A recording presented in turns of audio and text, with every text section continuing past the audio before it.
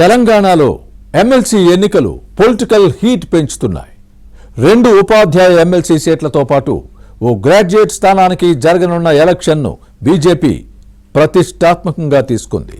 అధికార కాంగ్రెస్, ప్రతిపక్ష బీఆర్ఎస్ కంటే ముందుగానే కమలదళం తమ అభ్యర్థుల్ని ప్రకటించి ప్రచారం ప్రారంభించింది. ఎమ్మెల్సీ ఎన్నికలు బీజేపీ ఇజ్జత్కు సవాల్గా మారాయా? ఉత్తర తెలంగాణలో 4 బీజేపీ ఎంపీలు, 7 ఎమ్మెల్యేల పనితీరుకు పరీక్షగా మారనున్నాయా? ఎమ్మెల్సీ ఎన్నికలు జరిగే స్థానాలు, పోటీ చేసే కమలం పార్టీ అభ్యర్థులు, కాంగ్రెస్ బీఆర్ఎస్ పరిస్థితిపైన ఇన్సైడ్ స్టోరీ.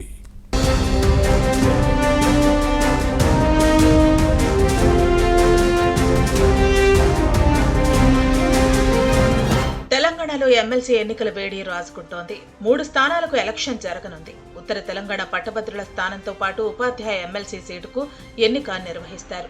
దీంతో ఉమ్మడి ఆదిలాబాద్, మెదక్, కరీంనగర్, మెదక్ జిల్లాలో పాలిటిక్స్ హీట్ ఎక్కుతున్నాయి. అలాగే ఉమ్మడి వరంగల్, నల్గొండ, ఖమ్మం జిల్లా టీచర్ ఎమ్మెల్సీ సీటుకు ఎలక్షన్ నిర్వహిస్తారు. ఎన్నికలను ప్రతిష్టాత్మకంగా తీసుకున్న బీజేపీ తమ అభ్యర్థులను ముందే ప్రకటించింది. ఉత్తర తెలంగాణలో బీజేపీకి 4 ఎంపీలు, 7 ఎమ్మెల్యేలు ఉన్నారు. ఉమ్మడి ఆదిలాబాద్ జిల్లాలోనే ఓ ఎంపీ, 4 ఎమ్మెల్యేలు, ఉమ్మడి నిజామాబాద్ జిల్లాలో ఎంపీతో పాటు 3 శాసనసభ్యులు ప్రాతినిధ్యం వహిస్తున్నారు. దీంతో పార్టీ అభ్యర్థుల గెలుపు బీజేపీకి సవాల్గా మారింది.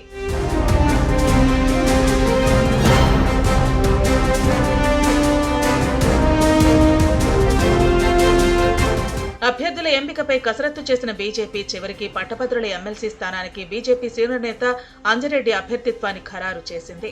అలాగే టీచర్ సీటుకు విద్యాసంస్థల అధినేత మల్క కొమరయ్య పేరును ప్రకటించింది. రెడ్డి సామాజిక వర్గం నుంచి ఒకరిని, బీసీల్లో బలమైన మున్నూరు కాపు సామాజిక వర్గం నుంచి మరొకరిని ఎంపిక చేసింది. ఉత్తర తెలంగాణలో బీజేపీకి ఎంపీలు, ఎమ్మెల్యేలు ఉండటం కలిసి వచ్చే అంశం. పట్టభద్రులు, ఉపాధ్యాయులకు రాజకీయ చైతన్యం ఎక్కువ. దీంతో ఎమ్మెల్సీ ఎన్నికల యుద్ధంతో పరిస్థితి తమకు అనుకూలిస్తుందని బీజేపీ భావిస్తోంది. ఈ నెల 14న నిజామాబాద్లో ప్రారంభించిన పసుపు బోర్డు కలిసి వచ్చే అంశమని అంచనా వేస్తోంది. గత ఎమ్మెల్సీ ఎన్నికల్లో బీఆర్ఎస్ ప్రభుత్వ వ్యతిరేకత ఓటుతో కాంగ్రెస్ అభ్యర్థి జీవన్ రెడ్డి సునాయాసంగా గెలవడంతో ఈసారి తమకు అవకాశం ఉంటుందని కమలదళం లెక్కలు వేస్తోంది.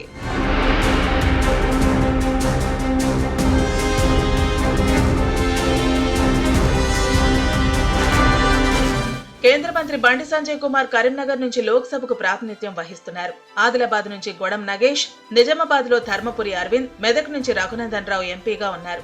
పార్టీ శాసనసభ పక్ష నేత మహేశ్వర్ రెడ్డి, ఎమ్మెల్యేలు పాయల్ శంకర్, పాల్వాయ్ హరీష్ బాబు, రామారావు పాటిల్, సూర్యనారాయణ గుప్తా, రాకేష్ రెడ్డి, కాటిపల్లి వెంకట రమణారెడ్డికి ఇజ్జత్ కు ఈ ఎన్నికలు సవాల్గా మారాయి. తాము ప్రాతినిధ్యం వహిస్తున్న నియోజకవర్గాల నుంచి మెజార్టీ ఓట్లను రాబట్టాల్సి ఉంది. లెక్క తప్పితే ఫలితం తారుమారవుతుంది. దీంతో కాషాయ పార్టీ వ్యూహంపై ఆసక్తి నెలకొంది.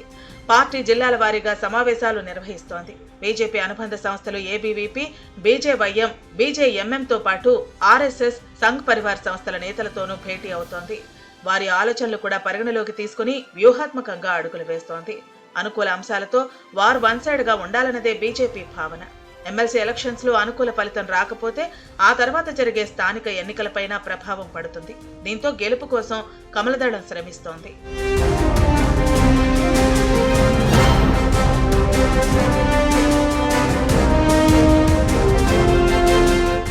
నిజానికి గత అసెంబ్లీ, పార్లమెంటు ఎన్నికల్లో కాంగ్రెస్, బీఆర్ఎస్ తమ అభ్యర్థులను ముందే ప్రకటించాయి. కానీ ఎమ్మెల్సీ ఎలక్షన్లలో కమలదళం ఈ విషయంలో ముందుంది. తమ అభ్యర్థులను ప్రకటించి కాంగ్రెస్, బీఆర్ఎస్ కు సవాల్ విసిరింది. ఇక హస్తం పార్టీ నుంచి బరిలో దింపే అభ్యర్థిపై కసరత్తు జరుగుతోంది. విద్యా సంస్థల అధినేత వి నరేందర్ రెడ్డి పేరు ప్రముఖంగా వినిపిస్తోంది. అసిస్టెంట్ ప్రొఫెసర్ ప్రసన్న హరికృష్ణతో పాటు గంగాధర్ కూడా టికెట్ కోసం ప్రయత్నిస్తున్నారు.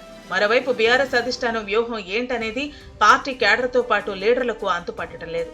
అసెంబ్లీ ఎన్నికల్లో ఓటమి తర్వాత కేసీఆర్ ఎర్రవల్లి వ్యవసాయ క్షేత్రానికే పరిమితమయ్యారు. ఫామ్ హౌస్ నుంచి బయటకు రాకపోవడంతో పార్టీ పెద్దగా ఫామ్ లో లేదు.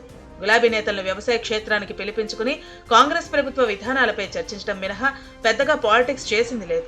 ఇక BRS working president KTR formula race కేసులో చిక్కుకుని ఉక్కిరి బిక్కిరి అవుతున్నారు. ఓవైపు కోర్టు కేసులు, మరోవైపు ఏసీబీ, ఈడీ విచారణతో ఎమ్మెల్సీ ఎలక్షన్ పై దృష్టి పెట్టలేకపోతున్నారు.